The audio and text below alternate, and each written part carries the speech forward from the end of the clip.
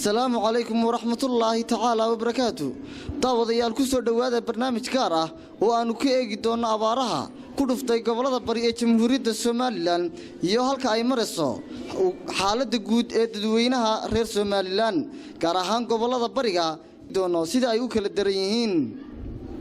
waxaa aragti murugo iyo naxdin inta balaha saameynta ay abaartu ku yeelatay dadka iyo dunyadaba taasi oo keentay in ay xoolihii dhamaadaan biyihii yaraadaan xilliyada qaarna aan bal helin biyaha waxaa adkaatay nolosha dadka iyo dunyadaba iyadoo xaalkoodu yahay cidna uma maqna ceelna uma qodna subaxnimadii hore saaka ayaanu ka baxnay magaalada Laascaanood gaar ahaan kantaroolka galbeedka maadaama ay abaartu badnayd dhankaasi ayna sidoo kale jireen dad aad u tiro badan oo u soo hayaamay goobo aan waxba dhaamin goobihii ay ka yimaadeen si ay ugu soo dhawaadaan meelaha kaamamka iyo magaalooyinka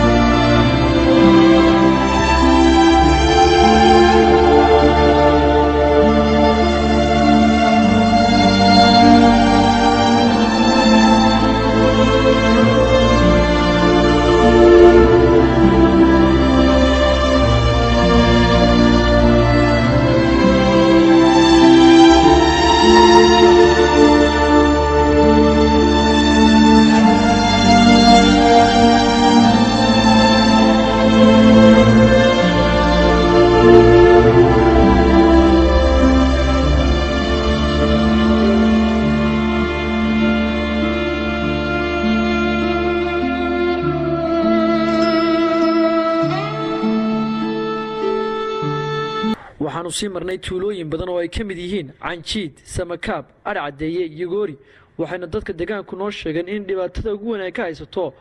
dhanka biyaha oo ay jirto biyo la'aan baasani iyagoona dhaliilay wasiirka wasaaradda kheyraadka biyaha Soomaaliland Baasha Cali Jaamac iyo sidoo kale wasiirka arrimaha gudaha Soomaaliland oo labadooduba ay deegaanka ka soo jeedaan waxayna sheegeen in haba yaraatee aysan wax ceel ama biyo dhaamis ay ka fulin deegaanada ay u dhasheen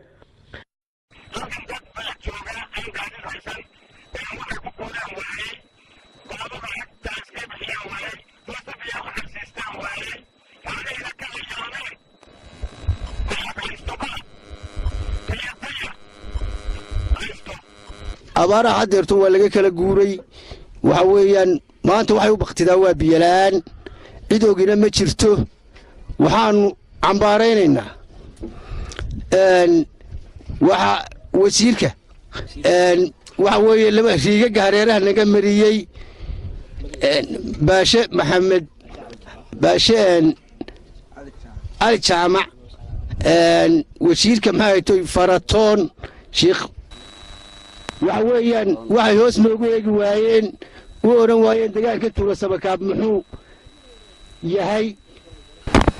baanu anagu hadeerto isweydiinaynaa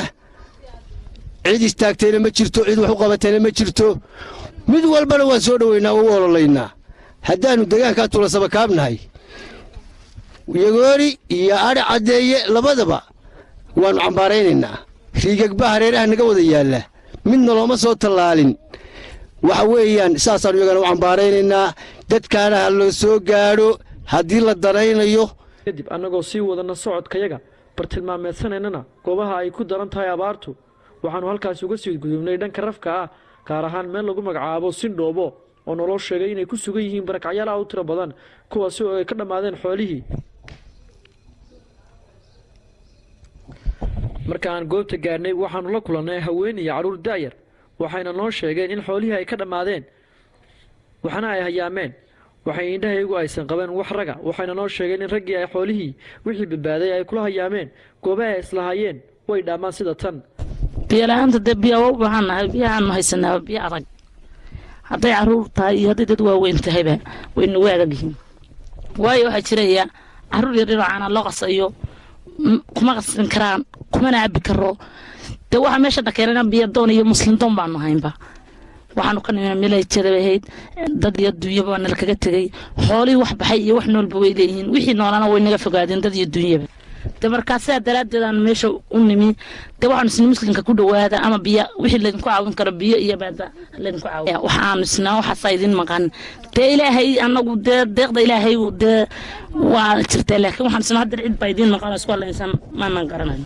maxaan idhahdaa xoolihii way baxeen maxaan idhahdaa biyo la'aan waxtar wixii nala tarayo waan u baahan sidaa daraaddeed aanu joogno meel hoy xumo ah oo hadda hadduu roob curto aanaan xataa hoy haysan waxa la wixii nala tari karayo waan u baahana waa meel ergo'anaba waxba kama fahmi karo badee waxba kama fahmi karo waa ergo'an dee koleyba dee wax badan way jiraan oo loo baahan yahay caafimaadka dee ilaahay baa bixiya horta marka hore marka xigta wixii maxay haytay nala tari kare maxay haytay uu dan nala ku biirin karo waan u baahana maadaama ay xoolihiis ka hayaan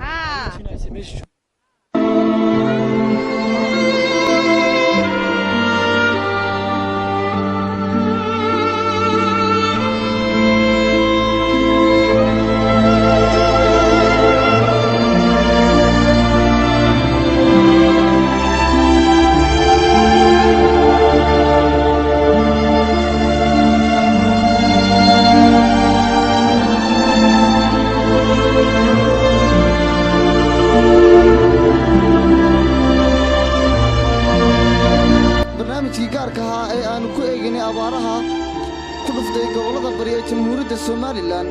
oo daawadayaal aad kala socoteen telefishinka madaxa bannaan ee Bersen TV tan iyo intaan ku kulmi doona barnaamij la mid ah waa aniga oo Cabdifataax Maxamed Cabdi farsamadii iyo haweyntii injineer Cali Fagaase iyo dhammaan akhyaarta kala qayb qaadatay oo idinkaga tegaya assalaamu calaykum wa rahmatullaahi wa barakaatuh